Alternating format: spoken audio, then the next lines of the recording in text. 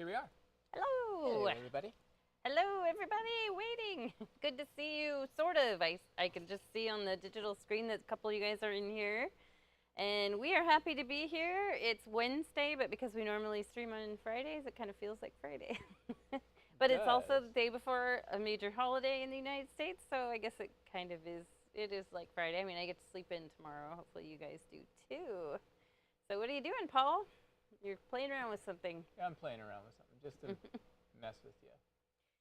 Well, tonight we have a fun painting for everyone to do. I'm going to hold it up here, the snowman. I'm going to guide you through every bit of the way. And it's a pretty easy, one of our fun whimsical paintings. So it should be fun every step of the way. And lots of big shapes that are easy to draw. So let's go ahead and zoom in, Paul. Let's zoom in. We'll have a little closer look on this. There we are. So this one we called Silent Snowfall, just because we have so many paintings that are titled Snowman this, Snowman that. We lost somebody already.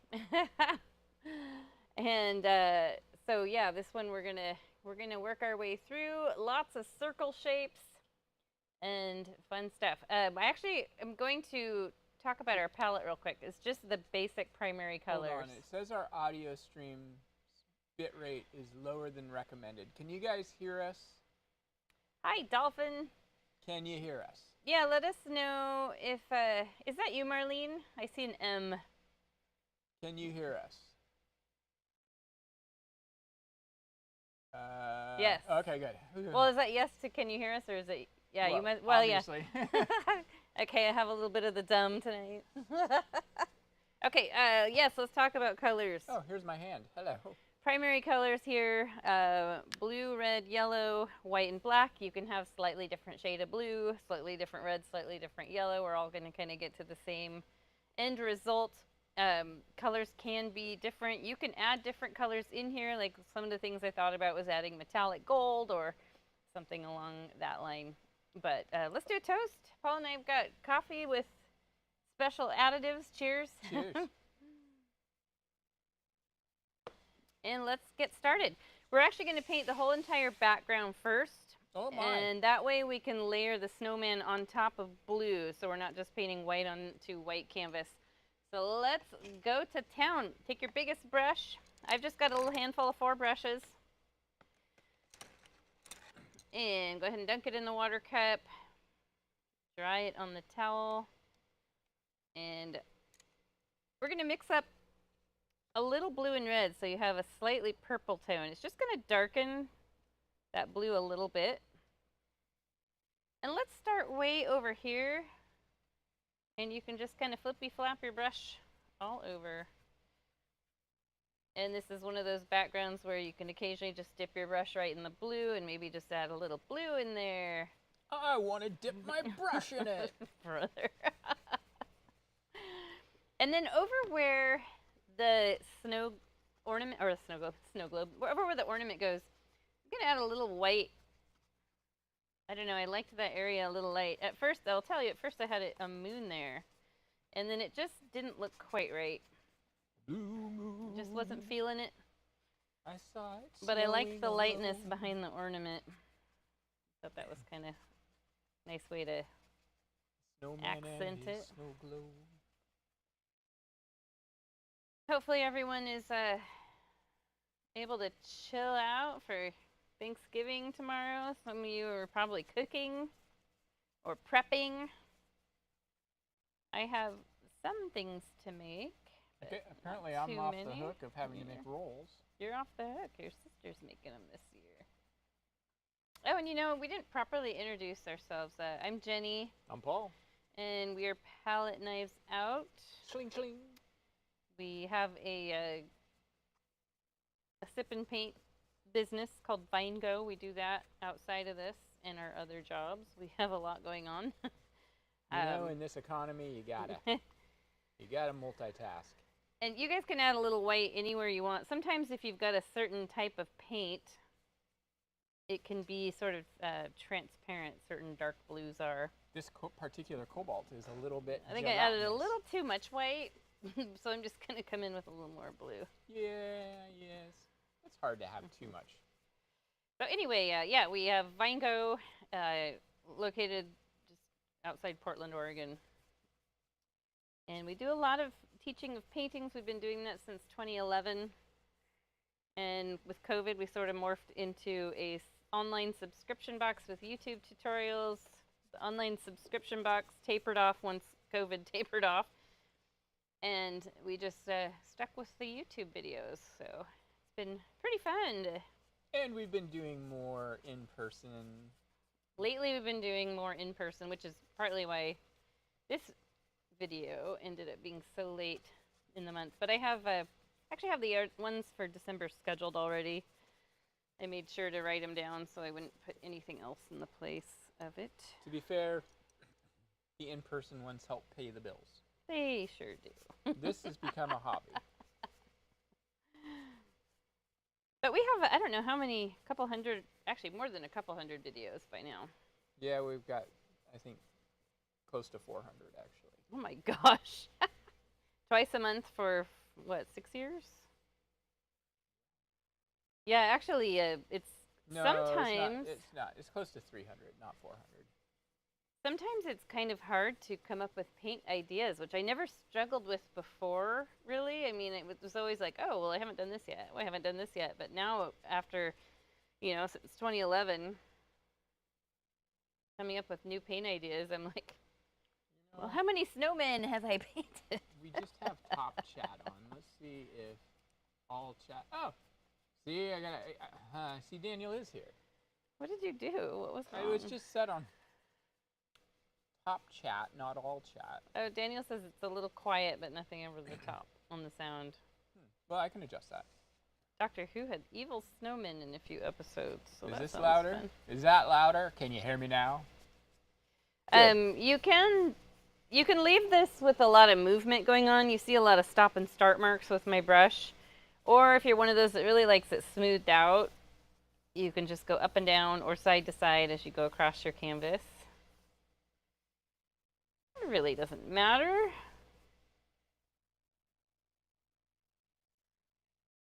A lot of this is going to be covered up, over half of it, so I don't want you to think too much about what's going on over here.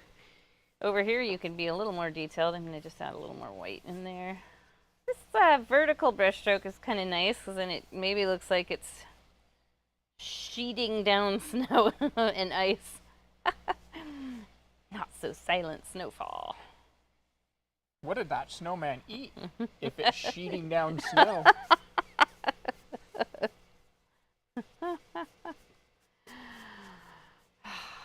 Okay. Yeah, that takes a little work. Definitely, I feel like it's easier to paint flat on a desk when you're covering the whole canvas like this. But when you are have it on an easel, it takes a little bit, feels like a little extra muscle strength. It also makes it a lot easier if you have a 4-inch brush. Yes, for sure. If you've got one of those Bob Ross house painting brushes, you can get the whole canvas covered right away. You could go buy a house painting brush for about $5 or $6, or you could go buy a Bob Ross one for like $37. I don't know if that's true. Okay, everyone tell us what your favorite Thanksgiving dish is. I am not going to lie. My favorite Thanksgiving dish is the dish that I bring. And I'll tell you why. It's because it's this sort of southern style yam casserole that is basically the yams are mixed with melted butter and sugar and some eggs. So it's it almost has a custard taste because everything's pureed.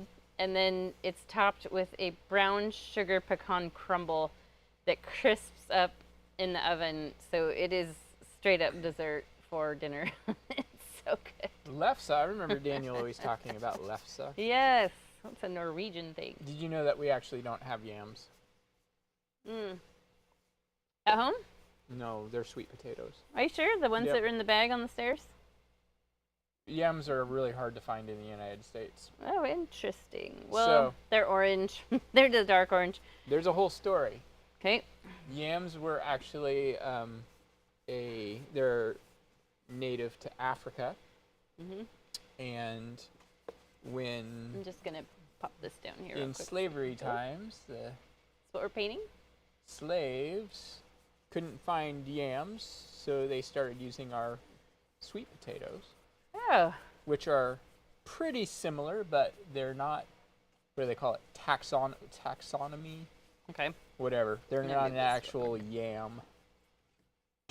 But they're pretty similar. I think a yam is a little bit more fibrous. You're just full of info. I just watched Max Miller. Yeah, I think you were asleep. Okay. Yes, Tasting History with Max Miller on YouTube is great. We love that show. Lots of informative stuff and some recipes that I probably would never eat. And to be honest, I don't think Max loves them either because they're historical. So they're, you know, a lot of things made very differently than we're used to. Some are probably really good. I saw this funny reel the other day, and a guy was making fun of, it was a British guy making fun of Americans for, oh, I have a cheeseburger the size of my head, and follow that up with 4 pounds of fries and a Diet Coke and a giant soda. And the American guy come back and said, I'm going to conquer the whole world for the spice trade, then use none of them. That's perfect. Okay, so I'm going to chat with everyone real quick about drawing out the snowman, where it's located, and how we have to leave some room for the hat. So he's kind of central, but then the body sort of goes off to the side, so we have more of a gap here and no gap here. And then what I want to do first is I think I want to mark off where this goes, so that way we're not crowding everything together. Of course you thought that, Daniel. Your father was a groceryman. Groceryman. All right. As was mine, and little known fact, our fathers actually worked together. We just never knew each other. That's so weird. All right, so let's draw this little circle up here. You can pick one of your small brushes, it doesn't matter. This gets painted over, and you can trace a circular object. So I would say it's about the size of, honestly, like the bottom of my coffee cup was about the perfect size. I don't know, what would you call that? That's like a 2.5 inch diameter circle, probably. I'd say right about 2 inches. Right about 2 inches. Yeah, right about 2 inches. Just try to make it as circular as you can. There you can see the paint in my background is really wet, so it's just turning light blue, and that's okay. We're going to paint it solid white later, but it's important to have it marked off. My ornament is hand blown. Therefore, it's not perfect circle. I am teaching this class live on Sunday in Sherwood. If anyone is around the area and wants to register and take it in person, it's vinegogh.com. vinegogh.com, and you'll see it. Okay, so let's get the snowman's head on here. So I'm going to mark off where the top of his head is going to be. Find the middle of your canvas, and we'll drop down about, maybe 4 inches-ish. That's probably pretty close. Maybe err on the side of making it lower, because you don't really need, you can see there's a whole lot of his abdomen showing, and you don't need that much. It's funny, so Daniel, you can drop the head down a little. Daniel says I need to embrace my inner Paul Chihuly. Okay. I have a Chihuly story. Well, you can tell it in a minute, but we're doing drawing right now, so you need to be quiet. Oh, damn it. Okay, so nice big round noggin. I feel like this one's a little lower than my OG painting. I can raise it up. Like what I could do to raise it up is I could just redraw it. This is the trial and error of painting.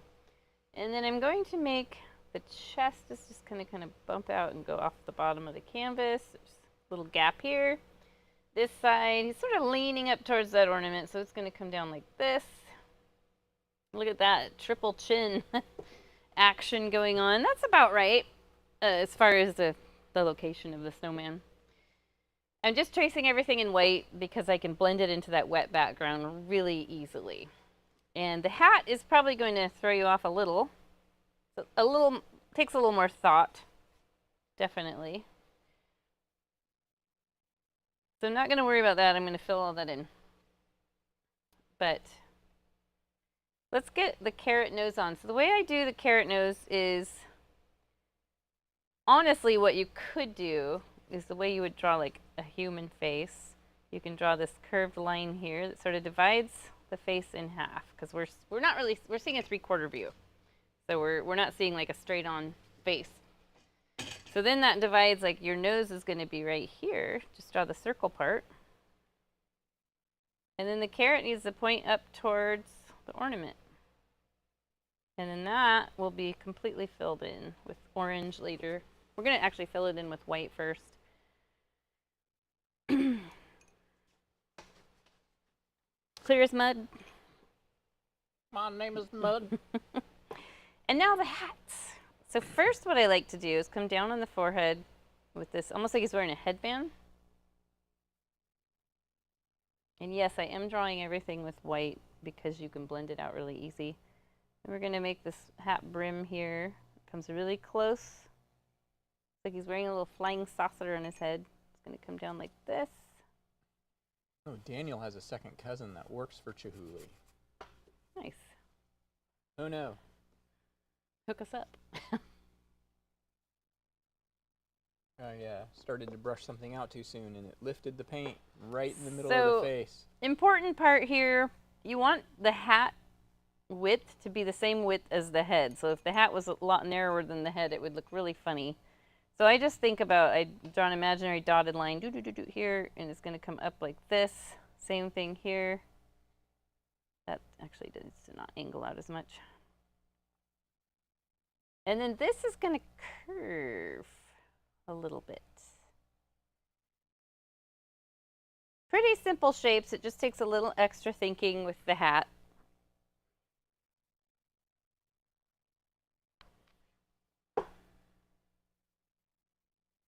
And then we get to fill our snowman in. We're going to leave the hat as it is. In fact, let's take, while we got one of these brushes, let's fill in our ornament. Even if it's not 100% dry, we'll get one coat of white on there. That way, when we paint the red in later, it'll go on as more of a pure red.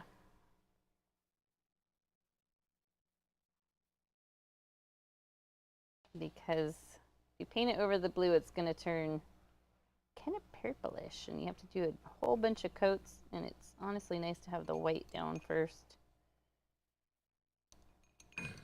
And you can turn it into the moon if you decide, you know, I really like the idea of the moon better. I'm going to wash my little brush I was using. I was using my number 4 brush to draw it out, but a lot of people feel more comfortable with a smaller brush. This is the number 4. It's about 1/8 of an inch wide and flat, but you might feel more comfortable using a small round brush for drawing. Everybody sort of has different preferences. Let's get this filled in. So take your biggest brush. You can dip it in water if you want. You don't have to. I think we just already, yeah, we used it in the background, so it's probably already damp. And go ahead and just start filling in the chest portion first. The thin coat of white's going to mix with that blue, which is what we want. We will draw the scarf on later. And the scarf is something you can do in any color design. I had to think about it. I did a couple different things to it before I made it what it was. But you could do polka dots, stripes, stars, candy cane stripes would be cute. It's a marshmallow world that we live in. Who's saying that? One of the crooners. Is that Frank? I don't know. So I reduced my real job schedule down a little bit to allow for more time. I was getting scheduled a lot more than I had originally intended, and it was really hard for me to fit in building my art side of my businesses. So I'm hoping now we can have a pretty good schedule for streaming and live classes. Now your brush strokes on the snowman, they look good if you're doing different directions, because then I love the look of a snowman that looks almost kind of lumpy, like it's been rolled. I mean, when we were kids. Do we need to put bits of grass and dirt? That's what I was going to say. Growing up in Oregon, we'd sometimes have a somewhat heavy snowfall, but a lot of times we would have a tiny dusting and be like, snowpocalypse. But as kids, we would go out and make snowmen in an inch of snow. So yes, you would end up with rolled up grass and dirt. And your snowman was always very lumpy. You know the Dean Martin sang it. Of course, you would know, Daniel. The low impact runner lady made a list recently of being one of the best winter.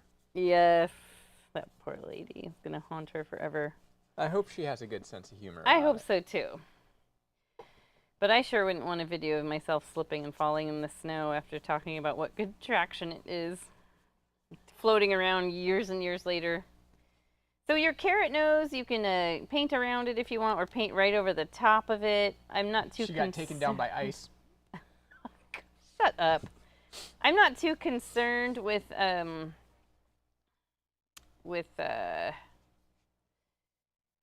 threw me off. Sorry. That was really poor taste. It was not. I am not super concerned with losing the carrot part of the nose. But with all the Portland stuff, it was kind of funny. But I'm kind of weird that way. Kind of.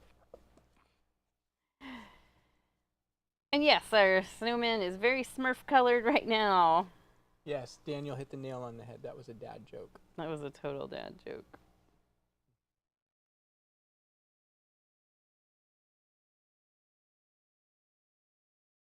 All right, Blue Man Group. I have a friend whose son was in the Blue Man Group in New York. Wild. Is that someone you went to high school with? No, it was my old guitar teacher, Dana.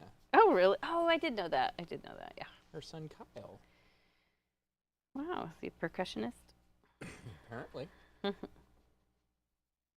actually think acting is more important to that. Yeah, for sure. Well, I don't know about more important, but equally as important. So I'm going to. Well, there's no. Thank you. I appreciate it. See, she said. There's no lessons you can take to go to learn how to play Blue Man Group instruments.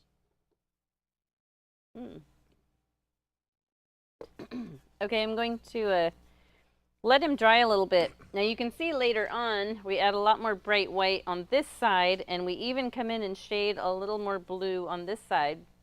And right now I've got this sort of purple-based blue because that's what my background color was. That's what my background color was here too. I just brought in pure cobalt on the shading just to make it a little bit different than the background color. So let's go ahead and paint our snowflakes and little snow dots everywhere. I like to paint these bigger ones first, and I originally had one behind the hat because I wasn't sure where I was going with the snowman, if I was going to make him bald or give him a hat. So I'm just going to paint a couple on there. They're pretty easy to do. You want to use your little brush though. And I will zoom in just a little.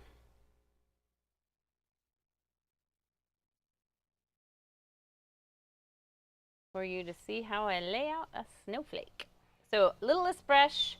I like to dip it in water first and then Biting tongue. mix a little water with the white paint.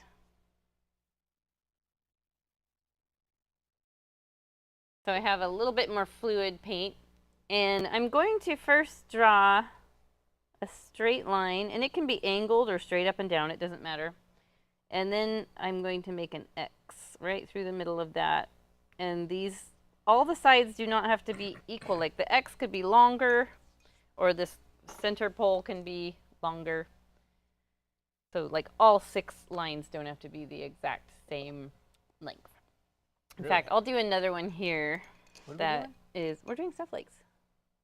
I'll do another one here where the center line is angled and then the X goes this way, and so really it's just turned a little. And then decorating them, oops, oh, I hate it when that happens. Don't you guys hate it when your handle of your brush rolls in your paint? Oh my gosh, it's the worst. What if you're like I have it rolled in the dark blue on the end with the metal ferrule and then yellow up here. So I'm gonna set it aside. What if your brush rolls itself through the paint puddle? Daniel will get that one, I get. But Jenny's got no clue. I do have a clue. It's from that stupid Oregon commercial that nobody else is going to get except Oregonians. I don't know if that was limited to just Oregon. I think it was. Okay. Now, decorating your snowflake, one of my favorite ways to do it is to just draw a little short straight line. I need to put on my reading glasses. What about frogs? And then you can do another one. Kind of look like little telephone poles. And then you can either flip your brush around and use the handle end to stamp dots. That's an easy way to do it. It's interesting that you brought up the telephone poles. Because what if you're a kite? That's enough. God, I'm trying to make you laugh. Trying to make you laugh, don't you know? And then like I'll put a big circle in the center. That's just one way to decorate a snowflake. And you can, I mean, you can really dress these up. You can put dots in between each of these little wedges. Every little dot you add is going to make it a little more decorative. Yes, it does look like a broken wagon wheel, Daniel. This one I like to put little V shapes. I was just thinking the other day, the painting we did last year was the Nutcracker that I loved. I actually really loved that painting a lot. And it's just crazy that it's been a year. Oops, I forgot one. Would you call these tribal snowflakes? I would call them folk art style, maybe. And then you can do things like a little straight line. You could do a double dot at the end of each. Ah, look how pretty those are. So easy. And the key here is not a lot of paint on your brush, light pressure. And you can have, I've had over the years and years of teaching Christmas paintings and holiday paintings with snowflakes.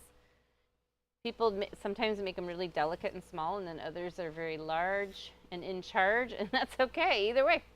Yeah, those look nice. I feel like they're right on top of each other.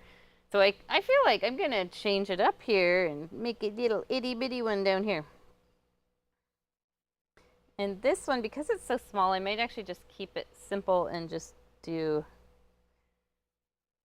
little bold white dots at the edge of each.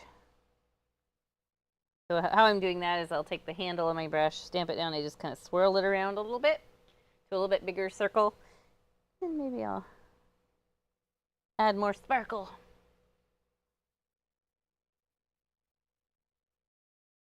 Yeah, that's probably good enough. Well, now all three are in a line because apparently that's the way my brain works. It's an unfortunate thing. I could put one over here. I mean, it's something you can keep going and adding more, or if you end up painting them, you can paint the blue back over the top. But one of the things I thought was fun with this painting was that I liked the size of the different snow dots in the background.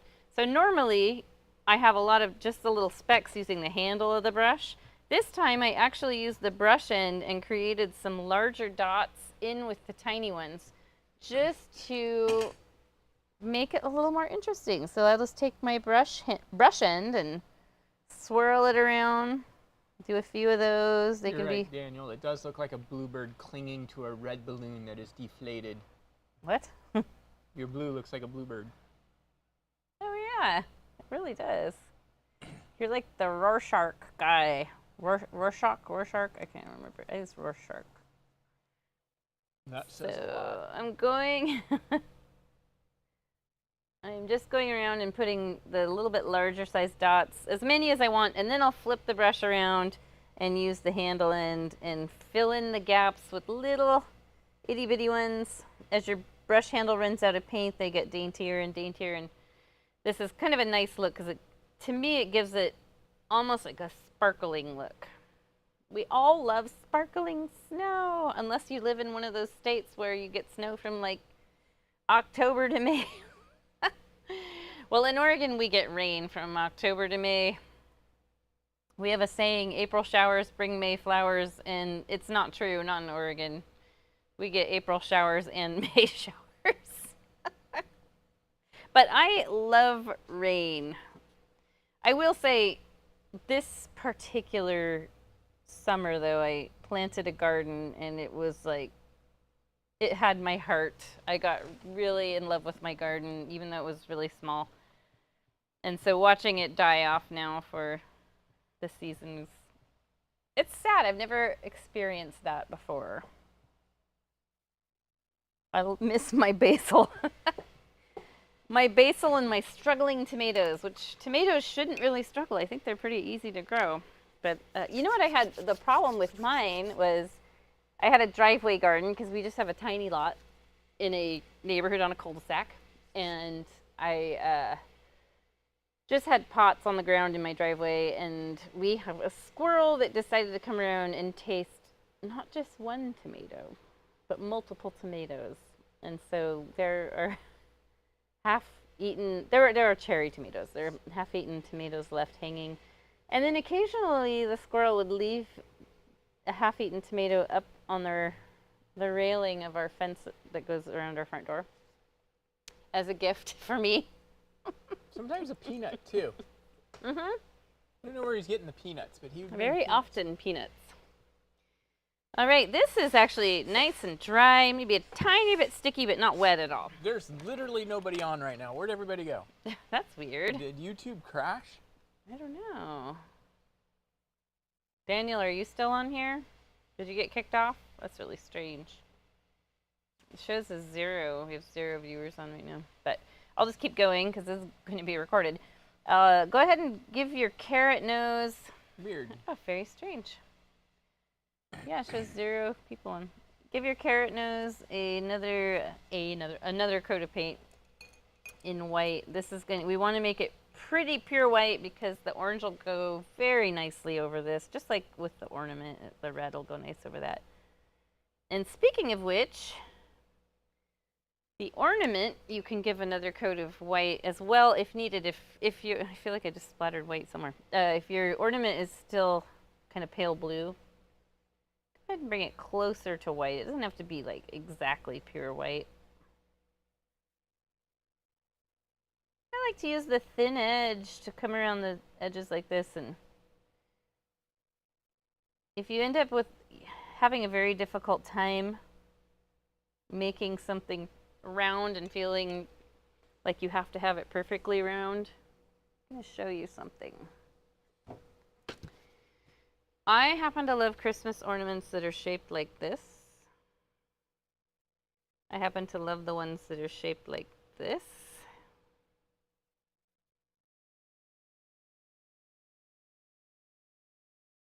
And hand-blown ones, like Paul said, can be shaped like this. Really, you don't have to have a perfectly shaped ornament. That is just your brain trying to trick you into thinking you have to. But we're painting. We're not doing photography here. We're just painting. We're making a picture ourselves by crafting it ourselves. Out wherever this snowman is, it'd be pretty likely that it would be pretty like rugged, handcrafted kind of ornament. Yeah. Let's go ahead and sketch the outline of the scarf. And again, I just do this in white. But if you know the color that you want your scarf to be, you can mix that up and do it now. You might as well. Whatever color you mix up, like if I were to decide, I want a pure red scarf. If I were to paint this pure red over the top here and make the scarf how it kind of bumps out into the background, you would always see this line underneath it. So I need to mix a little white in whatever color I use. And I think I'm going to do green. Am I? I don't know. Well, I already said I was, so I'm going to do green. My favorite Christmas green to mix is not just the typical forest, like tree green. I like to make more of an avocado green, so I mix quite a lot of yellow to blue. More! And then I throw a little white in there too. Okay, Kylo.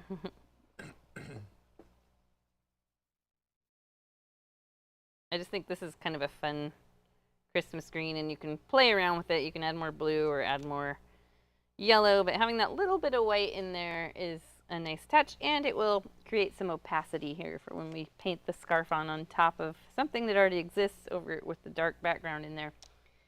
So I'm just going to set my big brush aside right there, and whatever brush you feel most comfortable drawing with, pick up, clean it off, dry it off. I'm just going to use my number 8. And the first thing I want to do is just go right around. Let me click in a couple marks there. You're just going to trace the bottom of the chin.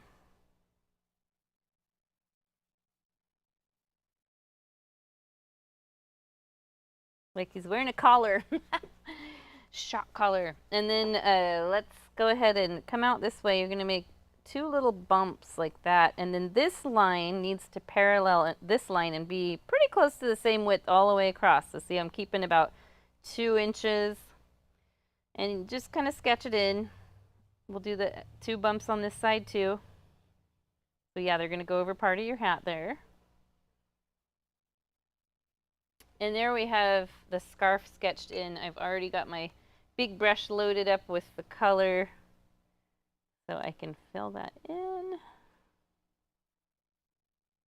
And we will add some more white to our snowman so he doesn't look like he's part of the blue man group. Although if it's dark outside, snow does kind of look blue in the dark.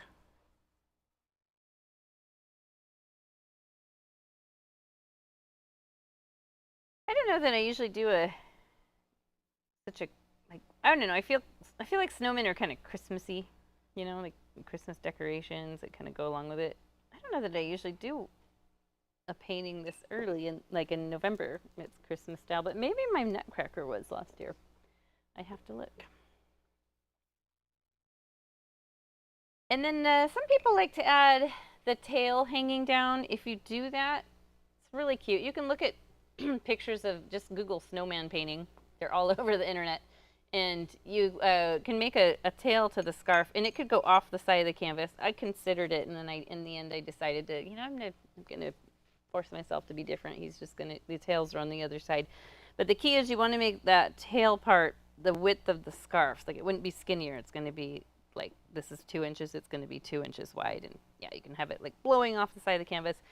But before we get too carried away with that, let's just thinking here for a moment. I was going to have us add some white back in here, but especially if you've used red or pink with your scarf, you will want to wait, because we don't want to smear that into our snowman's face. Oh, and if you like this color that I did on the scarf, I actually have it. It's darker over here, just like it would be, because he's all shaded over here, so that I figured the scarf would be too, and we're going to do that with this too. But I mixed red and blue and a little bit of white. So it has a little more red than blue, so it created kind of a, what do you call that, plum? It's kind of a plummy purple red. It's the color of my quarter zip. Okay. It's See? the color of Paul's quarter zip, everyone. Hey, look. Your quarter zip's kind of burgundy. That's what that color is. We better ask for a refund on your eye surgery. Dude, put it next to my shirt. Bring it over here. Bring it over here. You gotta get in the picture more. That is not the same Okay, color. mine's a little bit more red, but it's definitely burgundy. Okay, so let's how about this? Let's fill in the hat with black. Let's do the hat brim first, so it can dry, and then we can get this one. And that way, when we skip down, we'll skip down here to, I smeared a snowflake. We'll skip down here to add some white in. There's this big This group is all of, about skipping around to allow for drying time. there's this big group of Latino, I think they're probably all former gang members. You know, they have like the full head tattoos and facial tattoos and stuff. And there's like a group of like 15 of them, and they get dressed up in matching quarter zips and Dockers. And I've seen and they go up and down the escalator. Yeah, with their Starbucks. I love it. Okay, so let's take black on one of your medium-sized brushes, or if you need to use a smaller one to trace little lines like this. We're going to go across. We're just going to trace the brim of the hat. Be a little careful around here where the scarf is still wet there. And we'll trace this part too.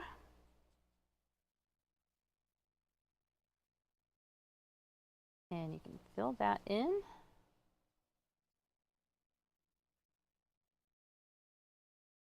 I've always loved paintings where the snowman face is kind of up close. So I do like the layout of this one. I had a little bit of a rough time designing a painting. I started with something, turned it into something else, and then I think I did three starts before I finally got to this one and realized this is the one. And then you can trace the hat. Now, if you want to do something fun, you can flare the hat out. Let me see what that would look like. I'd flare it out a little bit at the top, kind of Mad Hatter style. But I always feel like that's really cute. They want to match it up on both sides. A little flare out there. And then the top needs to be curved.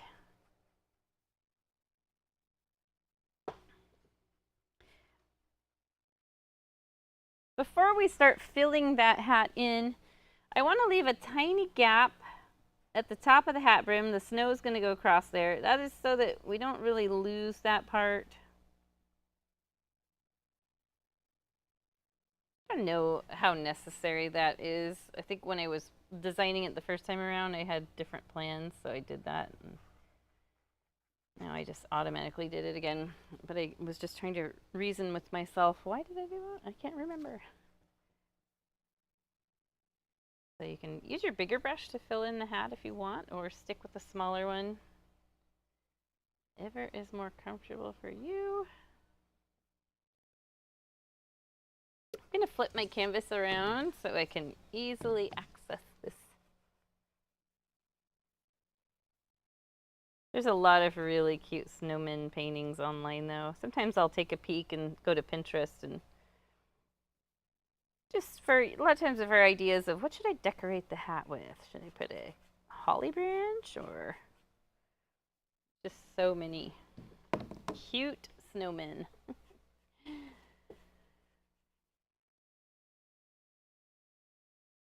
Okay, what does Daniel say? I think if when I do this one, I'm going to make the snow person wear a Doctor Who scarf and the Burl Ives mustache. I love that idea. The Burl Ives mustache from Rudolph is perfect. And doesn't he have like a little pointy goatee?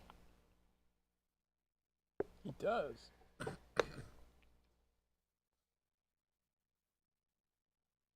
I feel like my background on my original was a little bit lighter. It also can be there's always a weird little shadow up here. There we go.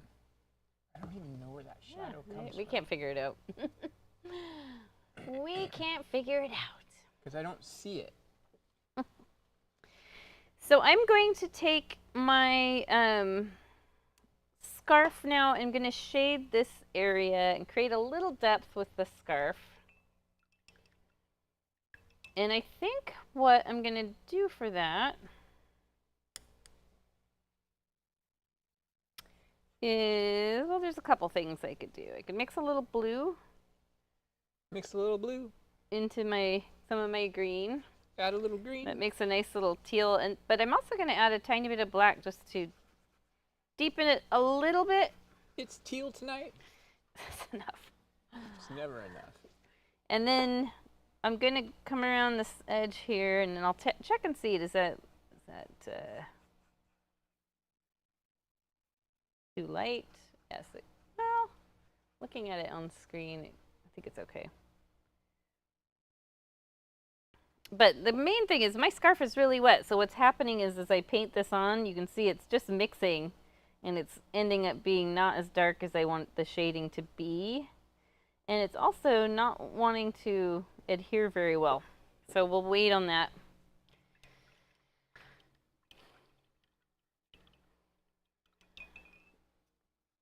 Other things I considered when doing this was whether or not I should put part of a stick arm on, like it could fit one right here is about where it would be maybe, and then there'd be one over here. But in the end, it doesn't even matter. Stop it. That's my job. Now I'm going to, just to buy some time while my scarf dries, while the hat dries, I'm going to paint a coat of red on my ornament. Now you can do a different color if you want, or you can leave it as a moon. But the bright red on top of this white is nice. And I'm just using my number 8 brush.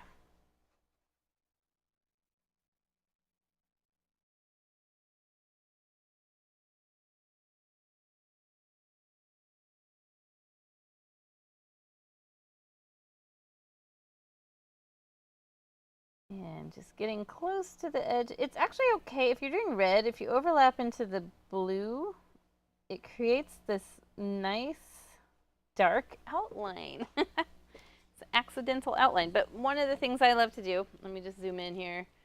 I love to just turn my canvas all different directions so I have a comfortable reach.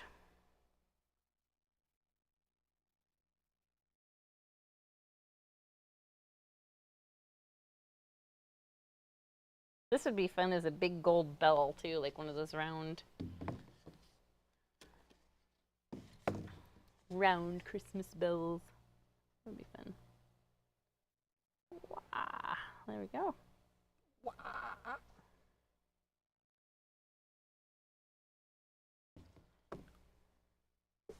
What's happened to the moon? Blood moon.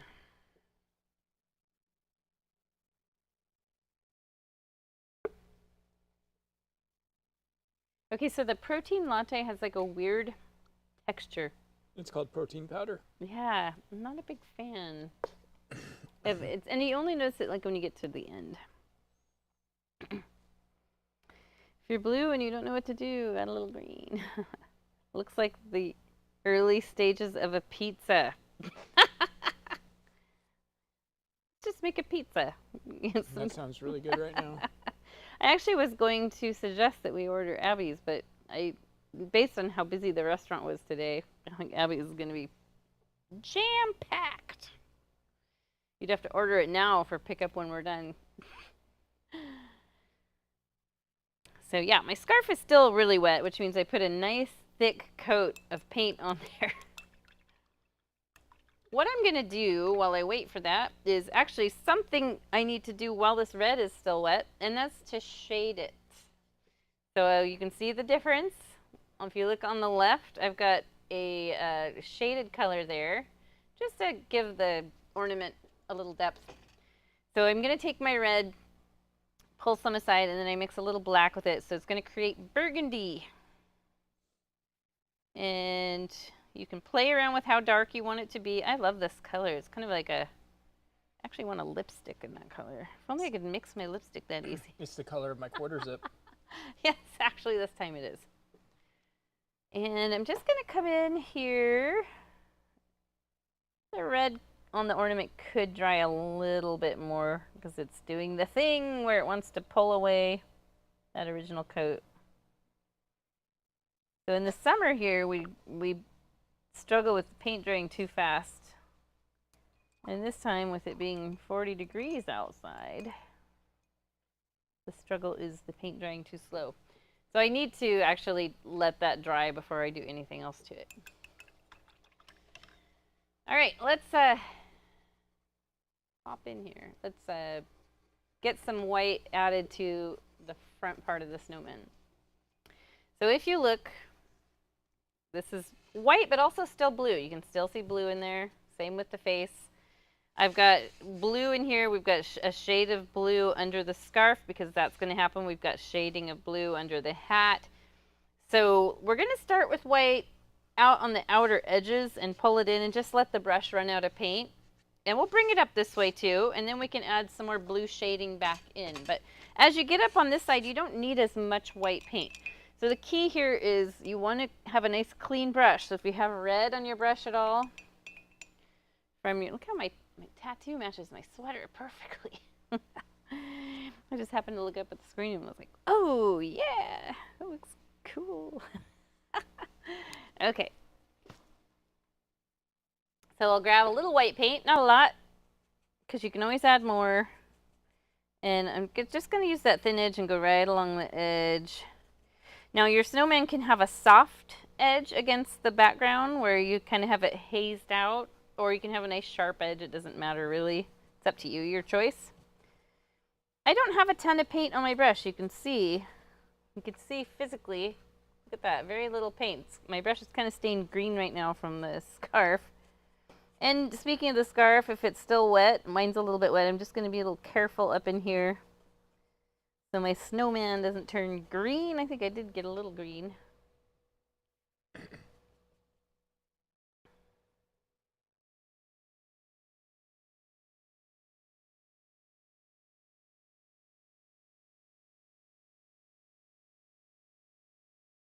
So I like to just let my brush run out of white as I head in over here to the right.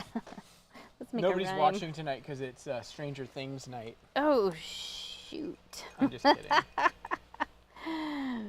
Look I at mean, us it is. trying to compete. That was actually pretty smart of them to put it on the night before Thanksgiving when there'd be a lot bigger viewership probably. So yeah, you can add a little more white here and there. Bring it on over this way. Let your brush run out of paint, and then I'll show you about if you want to bring more cobalt blue shading in.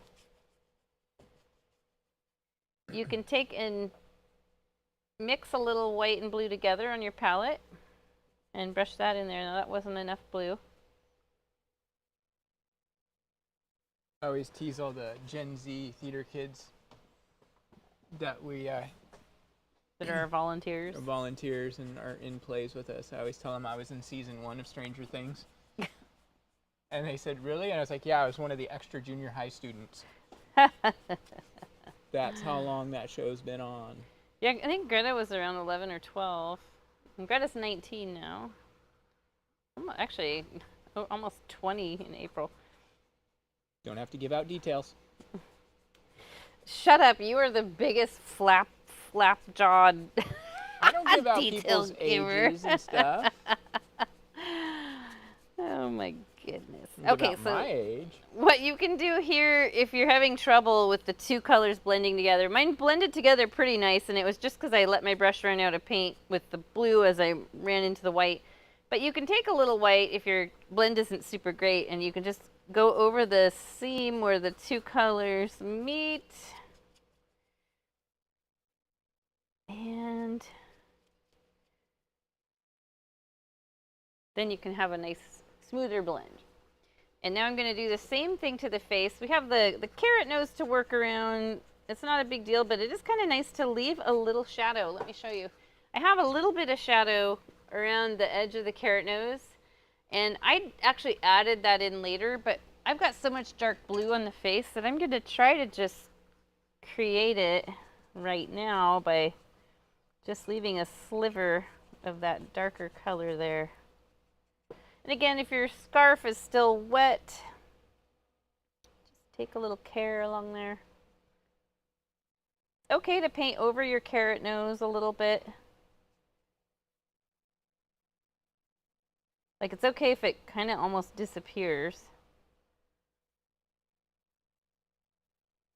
And this is where I'm going to start letting my brush run out of paint.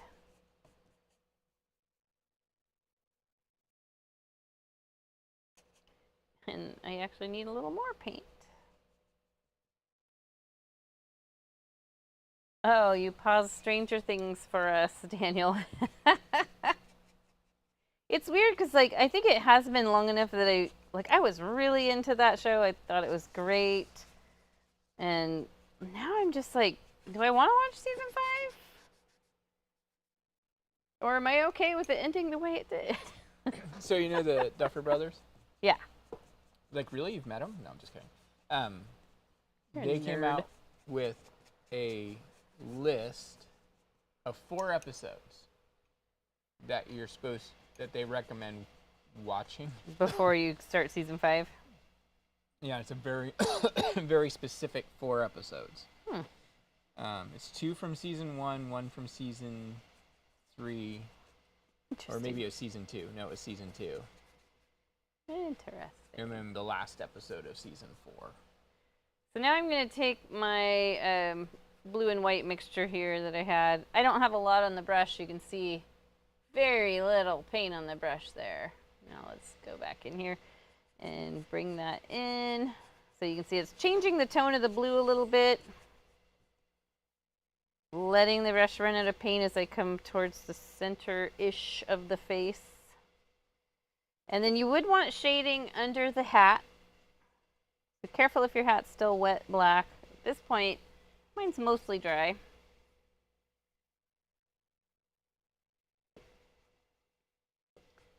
And I'll use the thin edge of the brush to get up under here.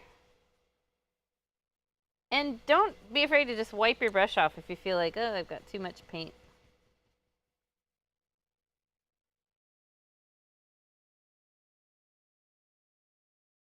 And remember, you can always flip back and forth between the white and the blue to blend them together. As long as you're using just a little bit of paint, you don't even have to wash your brush in between. You can always wipe your brush off.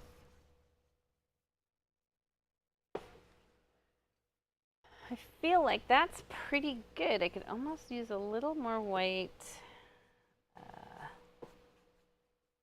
down here.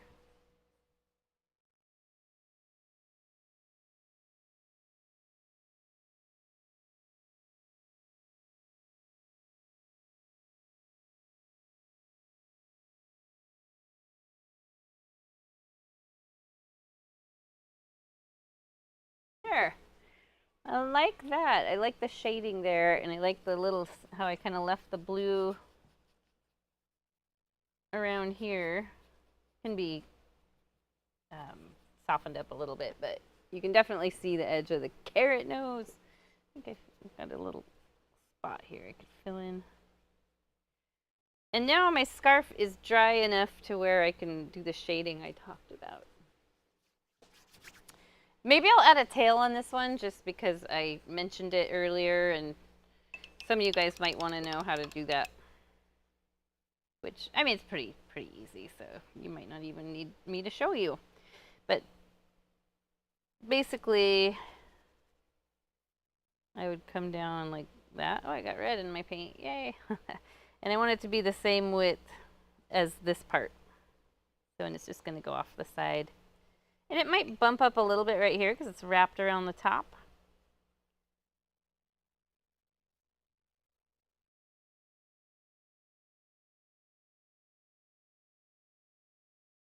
And as this dries, it might should dry a little darker to match the rest of the scarf. Somewhat, at least. I'm using the same pool of color.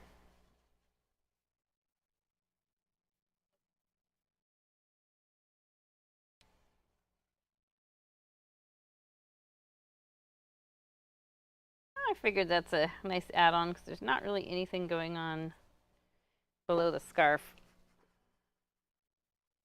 But now my shading of the scarf is gonna have to go around this. And I'm going to have to remix my shading color. I just added a little more blue. And honestly, I added black, but I think red would be a good addition here because red can completely change your color. Wow, changed it a lot. That changed it more than, look at this, my mess. This is what I do. I mix giant pools of color. Man, that now is not dark enough. So here is what I like to do. I'm going to come along. You know, I'm going to use a thinner brush here. Using my number 4 thin edge. Just come along with me. We're going to divide that. So this is just a little like roll in the scarf. And you can shade down here and here.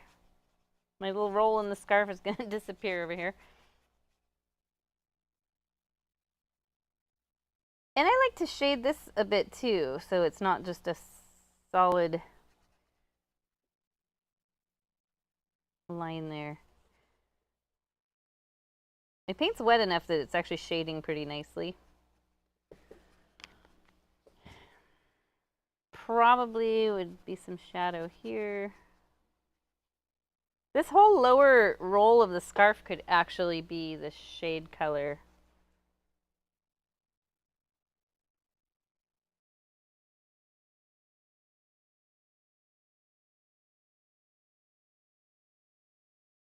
Got a little bit of the original light scarf color left, so sometimes I'll paint that on and just let the colors blend together.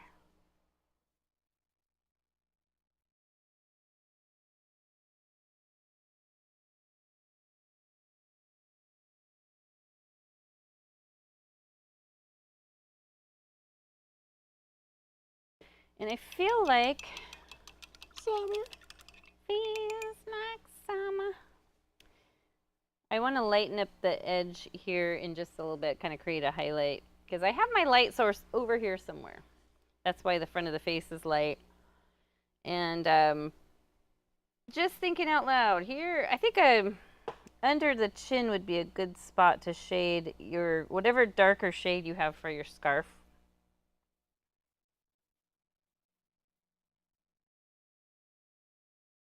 Just go right up to where that tail comes down if you did the tail.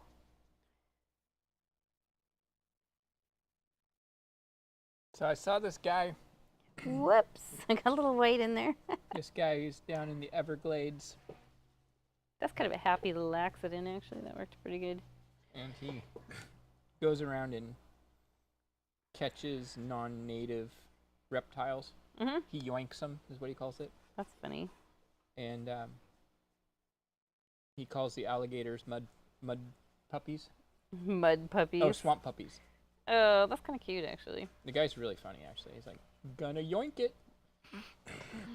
And the other day, he was like, just cruising along through the salt marsh, and I was like, I miss Kim. Yeah, we haven't seen Kim and Mark in ages. Got tapped out on painting. All right, so I'm going to come in here.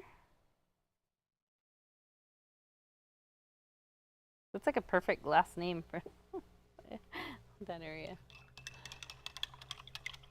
All right. Technically, this could have some shading on it as well.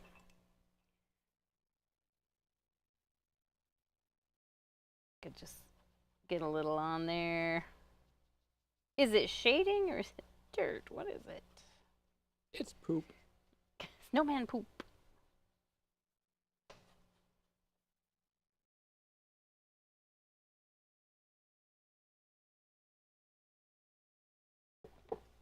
Yeah, I kind of like that, having a little shading in there. You can actually shade areas like maybe this scoops in a little bit. This is extra credit here. So if this were to scoop in a little bit, it would have some shading where it curves in. Then the highlighter part would be down here, but that's the extra credit workshop.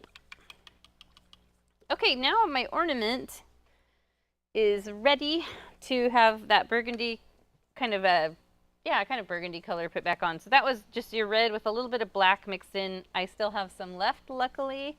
Let me carry this into the light a little bit and then zoom in. So I'll come along the edge, and you can decide if it needs to be a little darker. And there's no need to have any kind of perfection here. Just let your brush run out of paint as you work your way in to the middle of the ornament. You can bring shading down here. So shading around the edge of this, like even if you carried a thin line up here, it gives it a nice, more three-dimensional look. I love the Christmas ornament paintings people do where they just have sloppy highlights. And I've not been able to replicate that as much as I would love to. I think I tend to overthink stuff a bit. You're over there nodding. I said I'm nothing. adding a little darker shade in to this as well. Yeah, it looks a little more 3D now. And the nice thing is I could wash my brush. And if you ended up where you've got this more half and half look and it doesn't really fade, you can bring some red into the middle, fresh red, not a lot, just a little bit, and kind of glaze over the edge of where the dark color comes in. And wet on wet paint, force those to be friends. What do they call that? A la prima. Wet on wet paints. A la prima. That's how Bob Ross paints. Painted.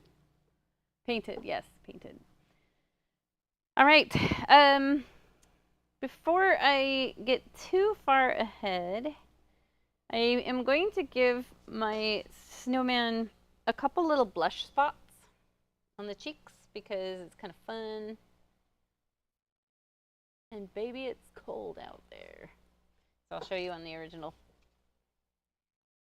Cute. I've got just a hint of one over here. That one was a little harder to do because I had the carrot nose already filled in with orange when I added it. It was one of those things where I got all done and I was like, you need some more color. So we'll do that now before we add the mouth on. And let's take our number 8 brush.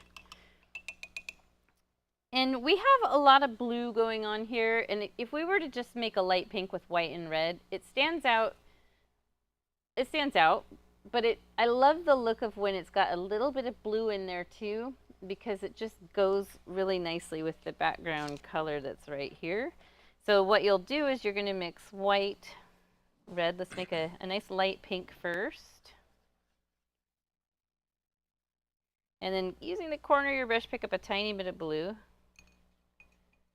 And so it's still pink, but it's getting to where it's flirting with lavender, if that makes sense. Who's lavender? And you can play around with it. Like right now, I feel like I got maybe a little too close to lavender, so I might add a little more red and white back in.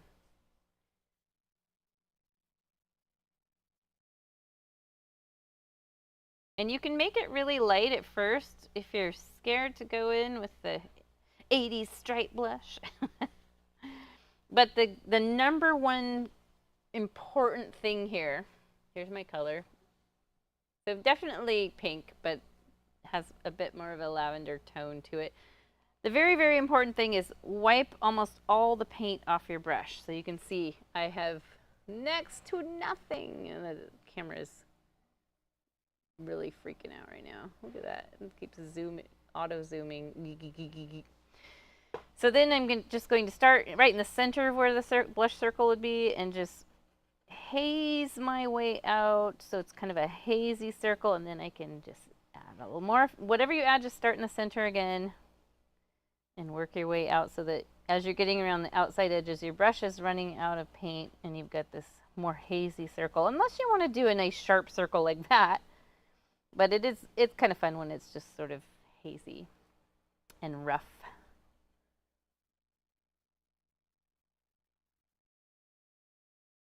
Looks like he has pink eye. That's funny.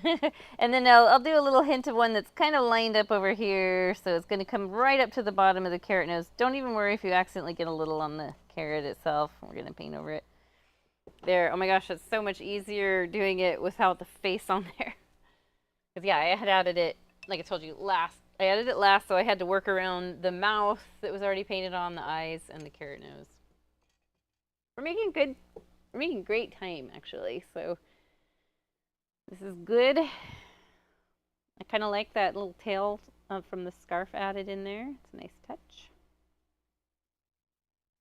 Just going to decide what kind of decor I want to put on the scarf. The challenge is when it's a scarf that is kind of rolled, it's got, you know, some smooshing and stuff, a pattern becomes a little difficult. Like this pattern was really easy because I just followed the roundness of each roll. So boom, boom, boom, boom, boom, boom. I'll show you guys how to do that. That's probably the easiest way to do it. I think a polka dot pattern would be okay to do. You'd have some that are just like half polka dots. This part would be really easy. But yeah, I'll probably just show you that kind of fuzzy style I did. All right, let's actually paint the carrot color on. We are going to make orange with red and white. I'm sorry, red. We're going to make orange with red and white. We're going to make orange with red and yellow. And it's more yellow than red. Quite a bit more yellow than red. Probably 2 parts yellow, 1 part red. I had a hair stuck to my painting earlier. Let's pop. Nope. Got some green in there. Darn it. Seeped under my yellow, I think. Try that again. Little red. I mean, a little yellow, then a little red. Littler amount of red. The red will overpower it right away, so I always just take a little bit at a time. I'm gonna have to steal some of Paul's yellow.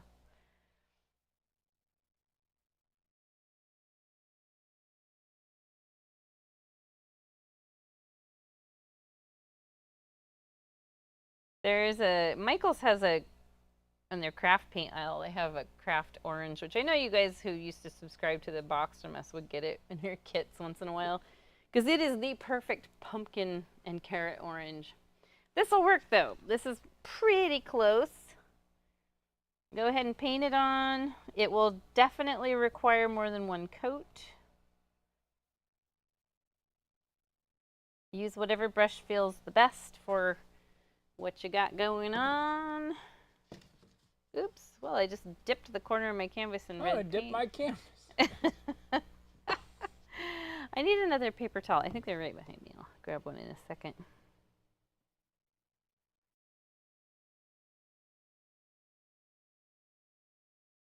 Yeah, so it's first, you're going to see the white brush strokes from our original white coat of paint underneath.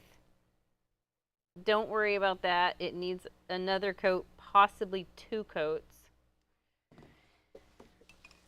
And every coat that you put on, it could be a little darker. Like this one, to me, it looks very peach, and that's probably partly due to the fact that I mixed maybe a color that's a little bit too light, and then also the white underneath can probably give it more of a peach look.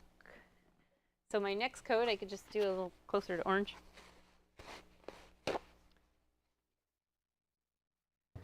I drank all my coffee, and now I want one of those drinks we always get at that little store.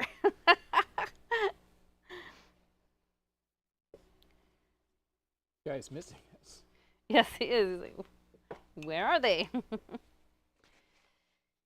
Okay, fresh paper towel.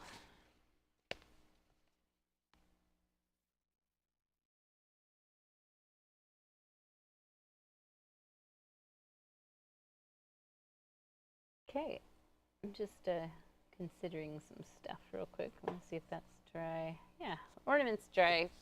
So we can put some blue on the ornament and some of this color. I love the look of, I told you, the paintings. I'll see if I can find one where, let's see, Christmas ornament painting.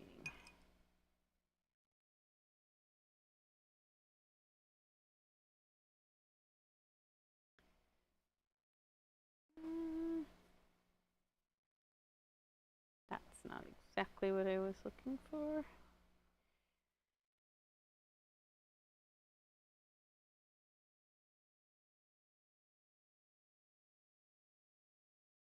It's just pulling painted Christmas ornaments, and there's a lot of really cute ones. I guess I'm not finding exactly what I want to show you, what I'm talking about.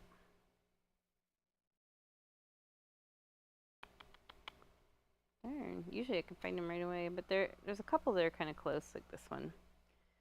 So you see how you got like a lot of different highlights in it, but the ones I like have more color in them. And I haven't found one. I haven't found one like that.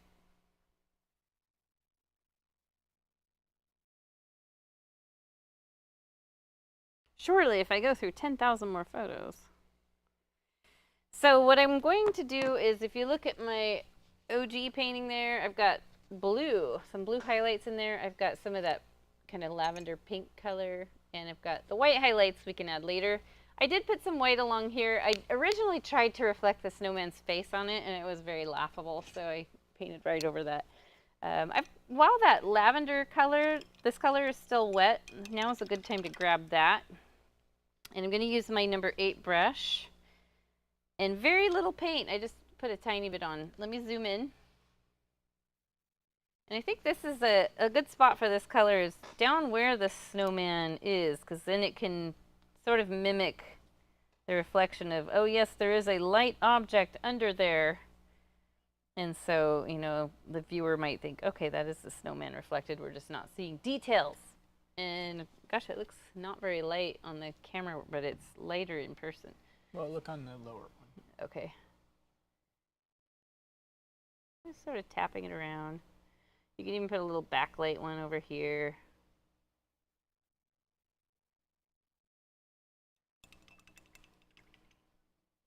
And now I'm going to mix a light blue with just blue and white.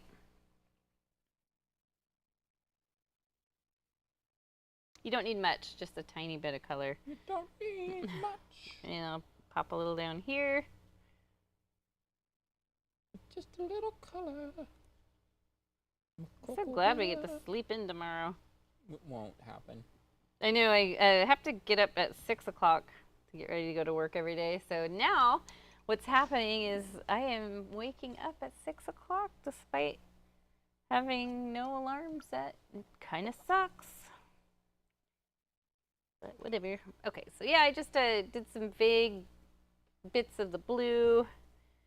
And you can just kind of think about how, like, snowflakes around would be reflected. Zoom out.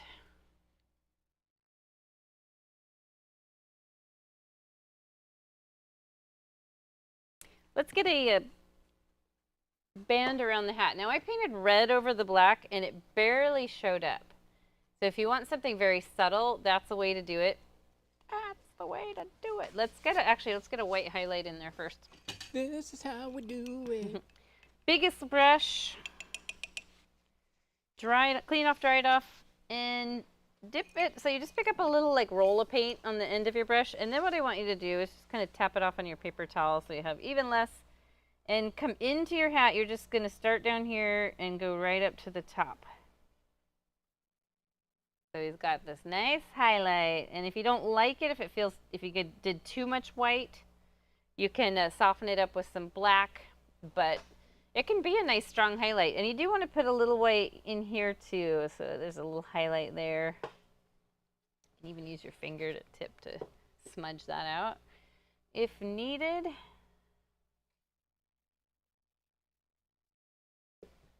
Shiny hat.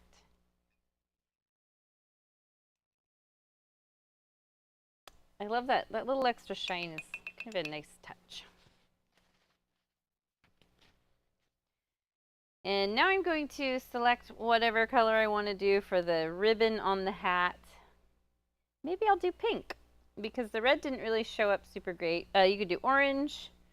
You could do light blue, although that's going to kind of be a lot of light blue with that background color in there. You could do gray with black and white. If you have any access to metallics, like a metallic gold, that's another color I thought about adding. Could you use Metallica?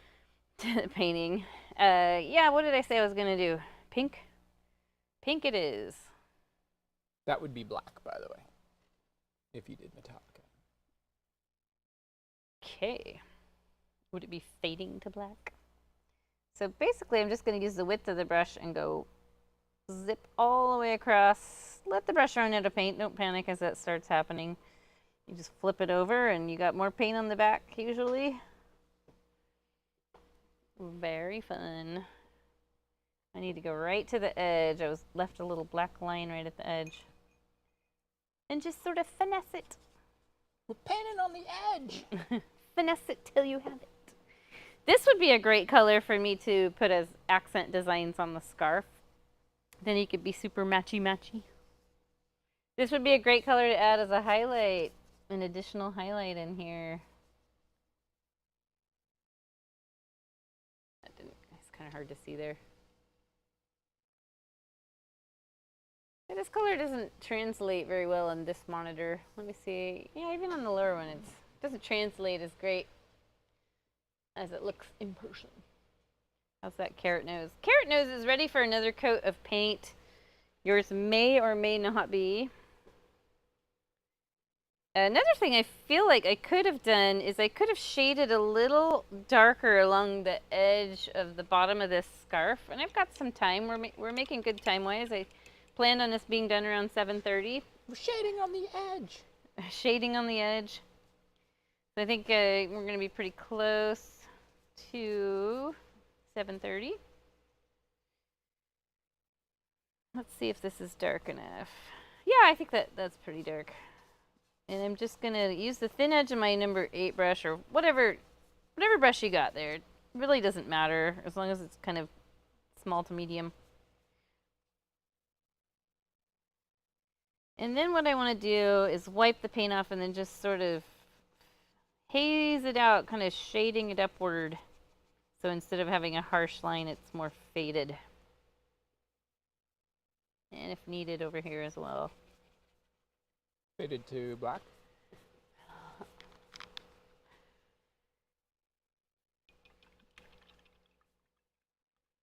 And then I had mentioned putting a highlight on the front edge of the scarf. So whatever color you made your scarf originally, you can mix a little bit lighter shade. This might be too light. Oh no, this will be fine. Gonna follow the curve there. And just sort of brush it inward and let that brush run out of paint.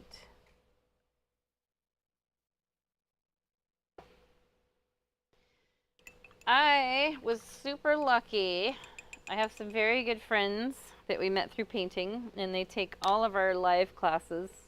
They have for over a year, not missed a single one. And we've gotten so close that they're coming to Thanksgiving tomorrow. And also we go to dinner with them often after teaching the painting classes. But they bought me a Christmas present because last year we did a leg lamp painting from the Christmas story. And I mentioned how I always have wanted a leg lamp and someday I'll buy myself one. Well, they bought me one of the really nice, legit, expensive leg lamps. And I'll tell you what, it is on top of my bright red baby grand piano, and it looks like it should have been there from the very beginning. And I'm so excited. It's staying up all year. Okay, so now let's get another coat of paint on the nose. And this is where I had mentioned you can mix a little bit darker orange or more true orange if needed. Subtly, Paul was dusting the piano. I was just dusting the piano. You use up all the glue on purpose. Yeah, we were doing a lot of the quotes as soon as because it's in the front window of our house, so that was kind of funny, and we were like, the whole neighborhood was turned on, just like a movie. And we went outside to see if we could actually see it, and really you can't because of we have a giant hemlock tree blocking. So maybe that's better. My neighbors they already know I'm a bit of a freak, so maybe less freakish.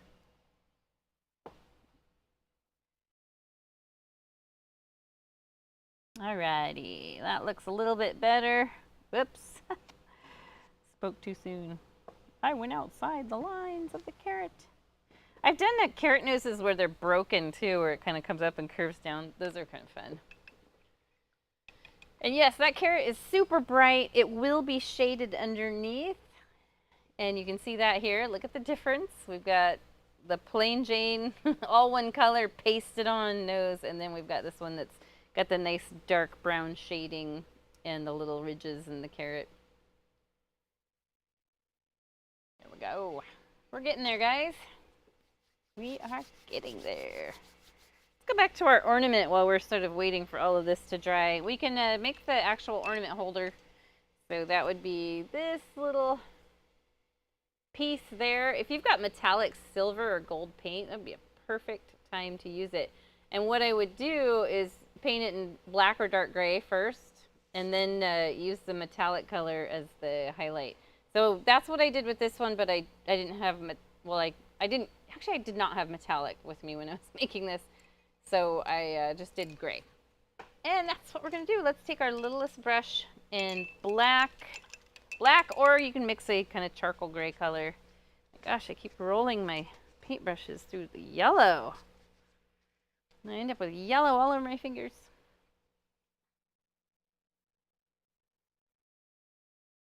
All right, so let's zoom in. All the way in. And the little ornament holder, you guys know what they look like. If you've ever decorated a Christmas tree, I just do a little line across the top.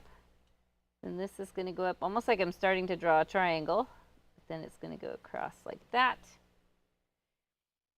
I was trying to figure out when I'm going to have time to decorate our tree. It's in our house. It's such a large amount of work.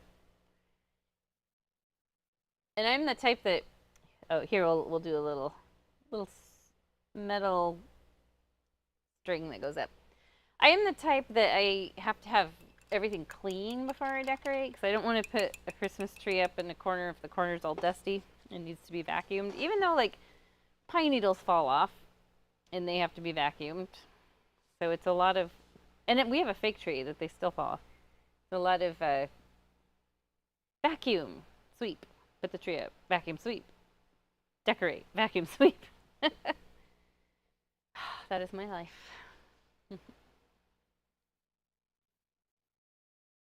Click, click, click, clickety clack. Clickety clack, don't look back. This is gonna dry, and then we will come in and put the gray on there. I'm just looking at my ornament. I feel like I could maybe put a little more red back in there.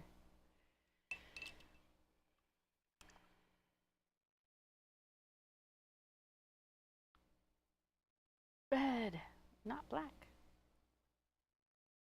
Yeah, if you feel like, oh, I got too much color, or those colors look weird, you can subtly bring a little more red back in.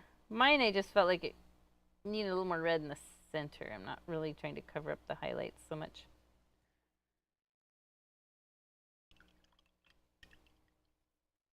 Now the red on the palette looks like an old lady looking down with a bun hairdo. Oh, you're right. I see her profile there. That's funny. It looks like a heat miser or a cold miser from the one Santa Claus is missing or whatever. Do any of you guys still watch the Christmas cartoons? Like, I love watching those. I love watching Rudolph and Frosty. And I don't know, it's nostalgic for me. It's nostalgic for my childhood, but also for my children's childhood, my grown children. And we like to watch the Charlie Brown Thanksgiving, which maybe I'll watch tonight. I mean, it's like 20 minutes. I actually sent my son a photo that I saw on Facebook today that was like, I'll show you guys because I have it saved. It was the Charlie Brown Thanksgiving meal. You see that? And there's a checklist even. Popcorn, toast, jelly beans, pretzel sticks, ice cream. Because our son, that is how he eats. We have all of this amazing food. And Paul's parents have a popcorn machine. They always have popcorn for Thanksgiving. And he loads up his plate with popcorn. I think the jelly beans we don't usually ever have, but we should. We should. So yeah, it's really funny. His meal has resembled the Charlie Brown feast many years. Sadly, that's what happens when you're extremely picky. Alrighty, let's get the face on and the mouth. So the eyes and the mouth. Now the eyes, I did sort of what I call sunshine eyes. They're those smiling eyes. So we do like a curve across the top, like we're starting to draw a circle, but then underneath it's almost like shaped like a crescent moon, if you notice, like a little fat crescent moon. And you can draw them on with pencil first if you're more comfortable doing that. But basically, we kind of want to visualize an eye line. So it's going to go like that. If I were doing an actual pencil drawing, I would take a pencil and draw a line so that I have them lined up. Some people, like one thing you could do is you could do two little dots that are kind of lined up. So then you know, okay, right about here. It's okay if you go over the blush. How about let's just leave it like that? It's actually kind of cute. And then I'm just going to make very sleepy looking eyes at first.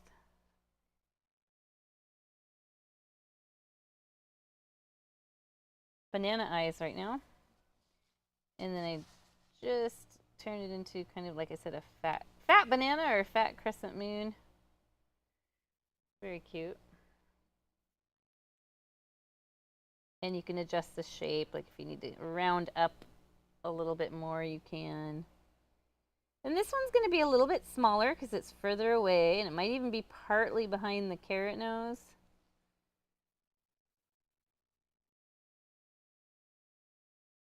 And again, if you feel more comfortable using a pencil first, then by all means do that. And then the mouth is just a series of little round black stones. I have 4. They don't have to be all the same size. I think maybe I'd start with one right under the nose. And look, he can look like he's singing. Or saying, ooh. You can leave it like that, that's cute. Or you can make a couple other. So he looks like he's smiling. This is going to come up over the blush here.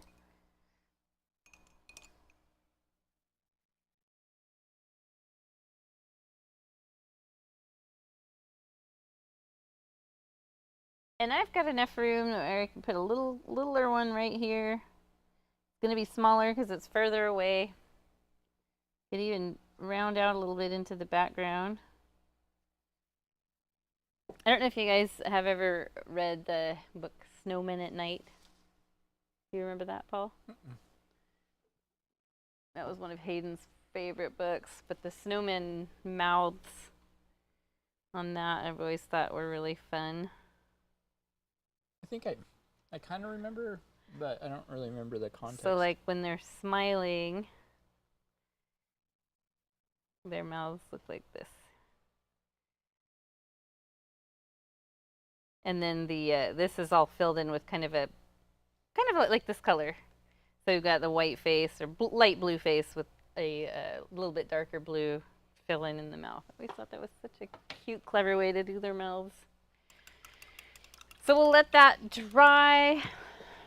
And now's a good time to travel upward and work on the holly leaves. Right there. Now you can leave this off. You could do a giant gold Christmas bell, like a round one. And just Google a picture of that. And you can, let's see what else. You could do a poinsettia flower. Poinsettia flower. I've never heard anybody pronounce it that way. I know it's spelled that way, but I've never heard anybody pronounce it that way. Let's talk about holly leaves. They kind of look like flying squirrels. I'll show you the shape. First, let's mix a color. We're going to mix that exact green I made here, and that was yellow. Lots of yellow, a little bit of blue. And you can add a little white to it for opacity. You don't want too much white. You don't want it to turn mint. Unless you want to do dark green holly leaves, but they don't really show up against the black hat unless you make them a little bit on the lighter side. In the shape of them, so we've got our 3 berries in the center, which will be red.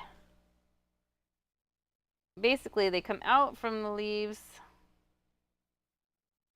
and they're shaped like flying squirrels. Squirrel! Isn't that okay, flying squirrel? And then you might make one here.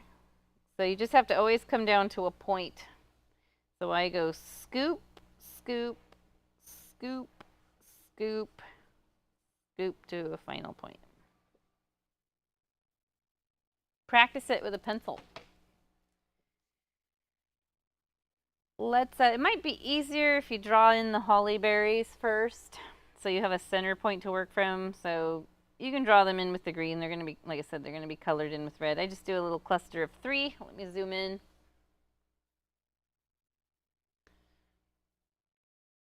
When you fill them in with red, you'll want to cover all of the green outlines unless you want green holly berries or white. And then this first leaf is going to come out here. So remember, it's scoop, scoop, point. Just remember, if they're white, don't eat them. Scoop, scoop, scoop, point. They can take a bit to get the hang of. Scoop, scoop, point.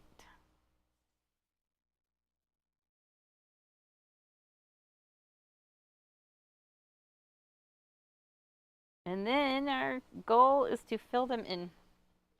So whatever brush you want to use, I might use a little bit bigger brush to get more bang for my buck, but you want to be careful because like this brush is a little frayed. So I kind of made a goof up there. Daniel, are you still on here? He's watching Stranger Things. Why, crikey. I saw that Robert Irwin one, Dancing with the Stars. He's a cute little guy for sure. He looks a lot like his dad. Daniel, my painting there's a reference. It's an homage to something. I think you'll get it. I don't know if Jenny will get it. That is quite the scarf.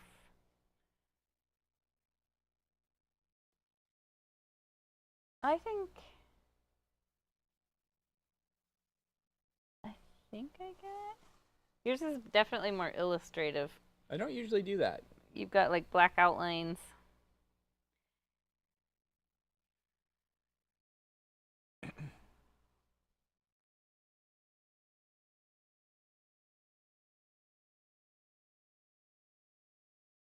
I think it works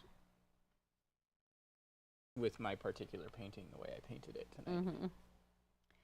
So the leaves, with my colors I'm using, they will require a second coat of paint to really make them stand out. 'Cause as it dries, they dry a little more transparent. And I think these circles are dry enough already that I can trace those in. Fill them in with red.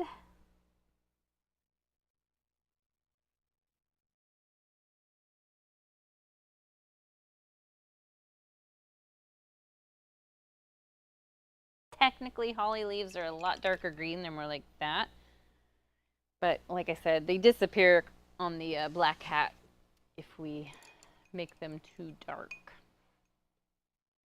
Zooming on out. Cute. I might end up outlining the red holly berries because they are definitely disappearing against this sort of cranberry colored ribbon. Now let's work on the carrot. Actually, no, the carrot on mine there's still a little bit of wet paint in the center because I put that color on kind of thick. So let's zoom back into the ornament. And I'm going to use my smallest brush and mix a medium gray. You don't want it super light, just black and white.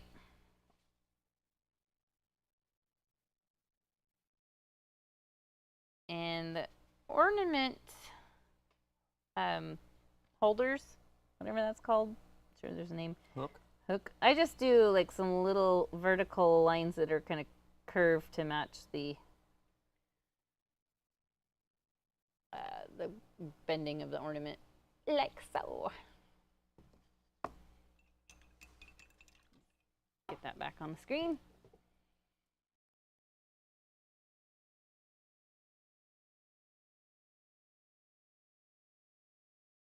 And then I'll put a white shine on the ornament, a couple white shines for highlights, and the ornament itself will be done. No Archie. What? Oh, we're getting pretty close to just adding final details to everything. So there's the highlights I have. I have some white here to kind of represent the snowman reflecting. And then I have some white here, like this might be the snowflake, or maybe the moon is over there popping through the snow clouds. Brush wise, either your number 4 or your number 8. Just basically one of your medium to small brushes. I like to use the flat one, but if you have a round brush, those work good too. We've both been kind of getting back in touch with the round brushes now. Oh, I've been all about the filbert. Fancy. So I'll put a white highlight here and maybe a second one here. And a little, let's see here, I've got a snowflake there, so that's a good spot for a highlight. Maybe a little bit longer highlight there. Not gonna lie, I'm actually really happy with my painting. We all know you are. Oh, you're rude. I see you having confidence. Let me shoot you down. I was today years old when I learned the lyrics are haul out the holly and not roll out the holly. Oh, yeah. I knew that. Well, aren't you special? I am. Very. Okay, let's get some highlighting on the stones and the eyes. So the stones for the mouth. And I don't do white highlighting, I do light blue. And littlest brush, so you're just gonna mix blue and white. You're making a blue that's not too unlike the background. It's gonna show up really good regardless because it's on top of black. So it can be on the darker side, but when you mix up color, you end up with a lot of paint on your brush. You can see the little glob that's on my brush. I don't want to go in with fine highlights with the glob of paint like that. So there's a couple things you can do. You can wipe it off on your paper towel, or what I like to do is sort of pull and twist my brush down my palette, and then redip the tip of the bristles in the color. So you can see there's much less paint globbed up on the brush.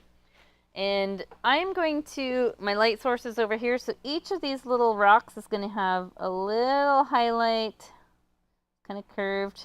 I almost have too much paint on the brush. Right along the left side of each, so sort of this kind of half moon shape, matching the curve of the rock. Look at that, looks so good. And then the eyes can have a little curved highlight here. Let me zoom in. And then I'll add an extra one here. Same over here, a little outer corner highlight. And then maybe a little extra one there. Very cute. And while I'm zoomed in, let's detail the carrot. So for the carrot nose, clean off my brush. We want to make the orange color again, or if you already have it left in your palette. I have some left, but it's pretty dried out. So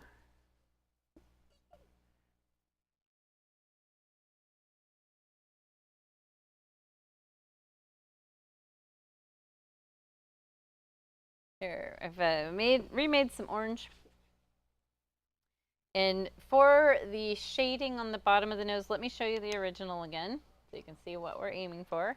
So you see it's got the dark brownish orange on the bottom and that curve on this curve right here. And then we've got the little carrot lines, whatever those are called. They probably have some scientific name. So to darken this, we want to add just a dot of black. The black is gonna, oh yeah, that overpowered it really quick, but I think it'll be okay. That's not a pretty color. Yeah, a little more red and yellow. I said I think it'll be okay, and then I proceeded to change it.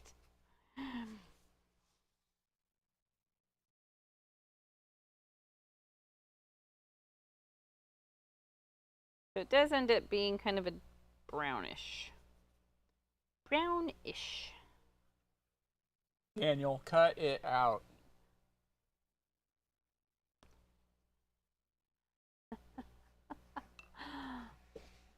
All right, so let's take the little brush. Oh, mine disappeared. Where'd it go? There it is. Dip it in your color you just made. And we'll very carefully go down along the bottom of the nose. And you can use a bigger brush if you want. This one's pretty small. Maybe I'll add a little water to my paint just to make it a little more fluid for this particular shading. And you can shade upward, allowing your brush to run out of paint so it kind of gets it to where it's faded in a bit.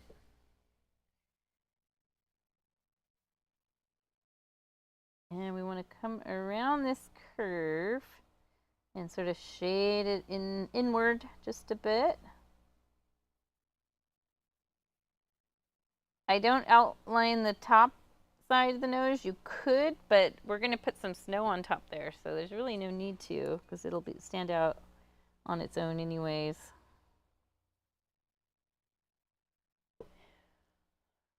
Maybe I'll curve that a little more. Now for the carrot little ridges, you want them to match this curve. And so you don't want to go straight across. That wouldn't look quite right. They need to match that curve. So I'll go about halfway up from the bottom, spacing these about 1/2 inch apart. So remember, they're going to curve, and then the top one's going to curve too. It's going to go in between each one of these. I don't recall that I did, Daniel.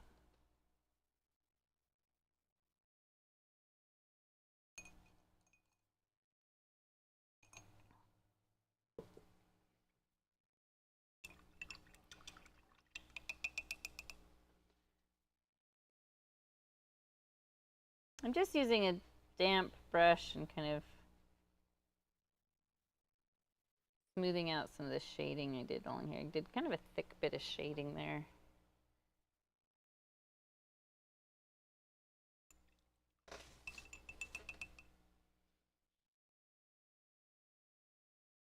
Right. Now, as I zoomed out, I think I'll outline my holly berries, because you can see as I'm zoomed out, you can't really see them, and it's not a big deal, but I feel like having them pop out is kind of nice. So what I'll do is, remember we made that sort of burgundy color?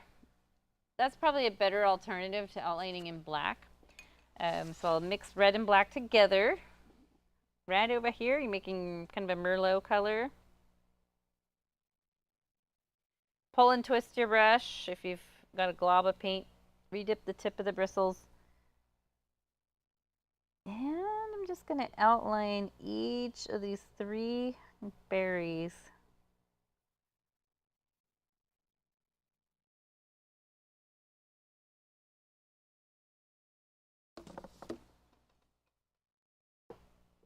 And then for extra credit.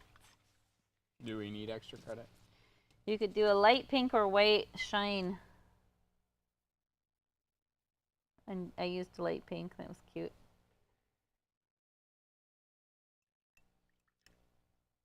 And while we're all zoomed in on the holly, those leaves could technically use a second coat of paint because you can see the brush strokes in there. I'm not going to do that, but you guys absolutely could. But I do want to add the little veins in the leaves, just to detail them out a little bit more. And I'm going to just take my avocado green that I had mixed earlier right here and add a little bit more blue to it, so you get kind of a teal color. I need more yeller. Alternatively, you could add a little red to it.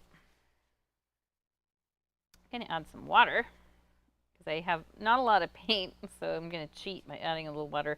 Pull and twist the brush, maybe redip the tip of the bristles. You're just going to make a thin line that goes up the center of the leaf, and I can tell already that a little more blue in my paint would probably be a good thing. Maybe a dab of red. So let's try that again. Up each leaf, thin line. It doesn't even have to go all the way to the top, just part way up is fine. And then you're just gonna make these little veins on either side that kind of just go up at an angle, feeding the leaves like their little vein system. Feeding the little nutrition system. And there's so many extra things you could do with these. You could shade the sides that are away from the light source. You could add highlights on this side. Let's see what that would look like.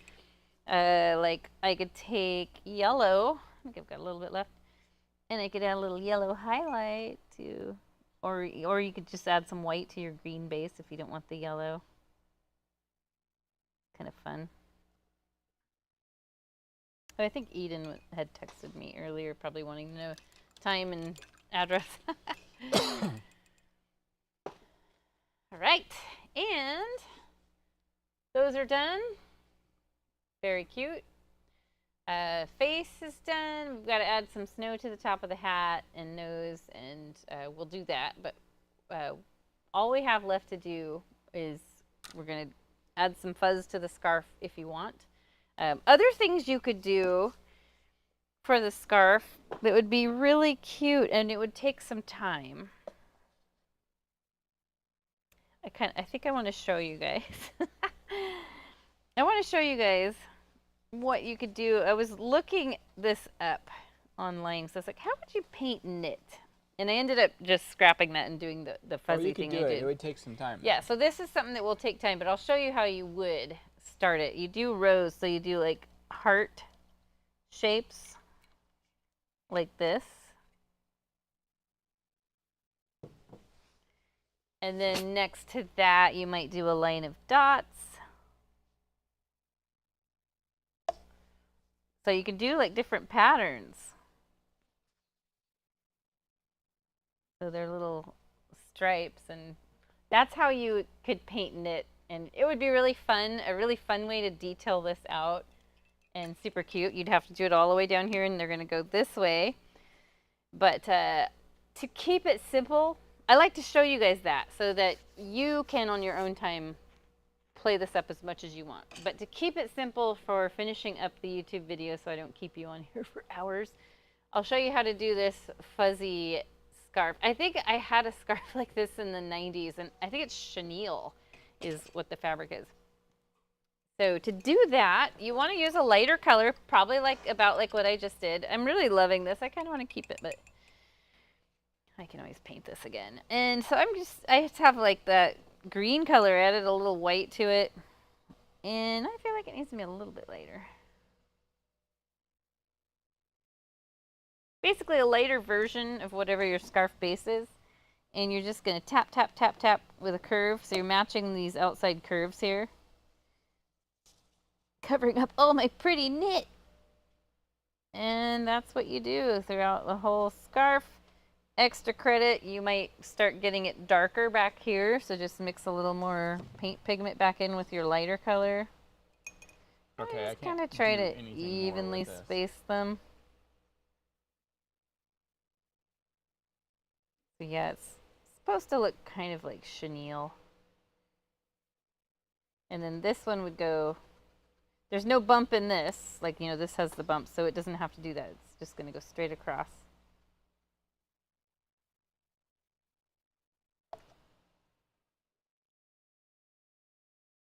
Not as pretty as painting the knit, but if you're not one that loves to do tiny details, you don't have the patience for that, this is an absolutely fine way to do it.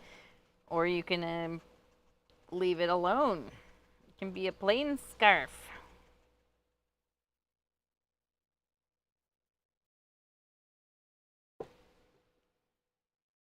And then, yeah, I was talking about how back in here you might make your color a little bit darker because it's in shadow. And at some point, the curves are gonna have to turn this way. What? What was that all about? Just me and my painting.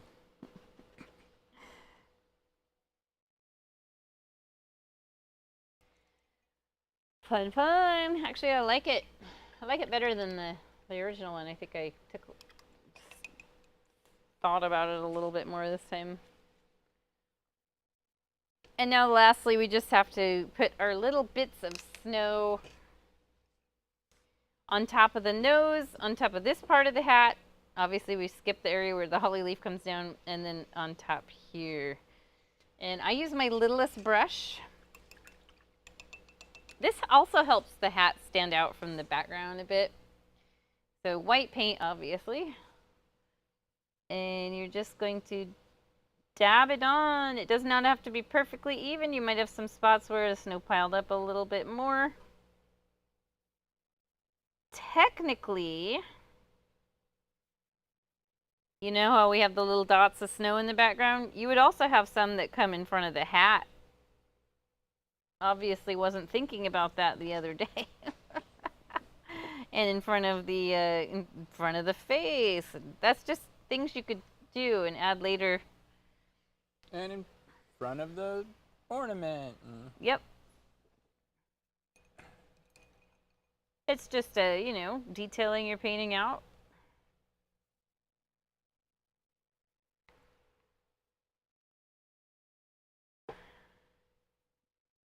And I'll go across here too. If you wipe some of the white paint off your brush, you do get kind of a hazy, more bluish light than Snowfall. I think that's more like what I did on the original. Like you can see the difference. I just looked up and noticed it. This one's a little more transparent. That one's pretty bright white, but it's such a small difference.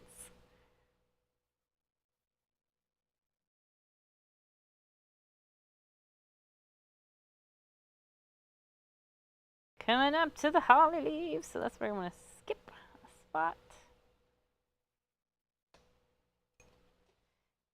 And I might put a little tiny white dot, or maybe a curved line as a highlight in the holly berries.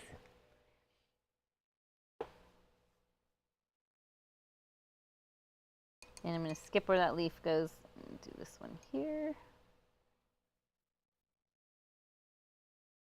And of course, across the carrot nose, which helps it stand out on the top edge. You know, we shaded the underside. Now the top edge, I would either do a highlight or put the snow on top. It's okay if it overlaps the bottom edge of the eye too.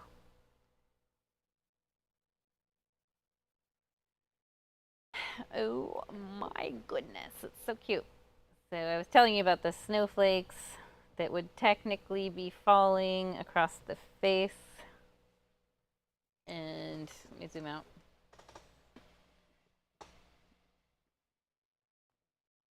It really does look better with those added in there. Funny, usually I don't forget that level of detail. Try to think of it all.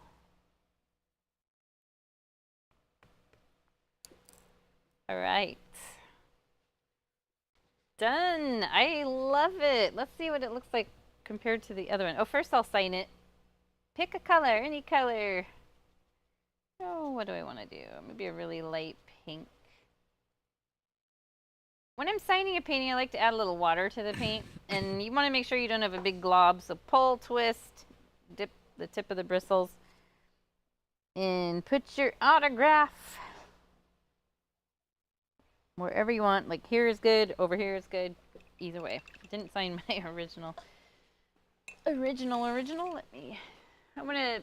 We'll show Paul's in a second, but I want to see how these two compare. Oh, actually, I like this one a lot. I like this one too, but there's something about this one I like a little bit better. I feel like the hat is way better, and I think a lot of it's how it flares out, and also the shape of the snowman's head.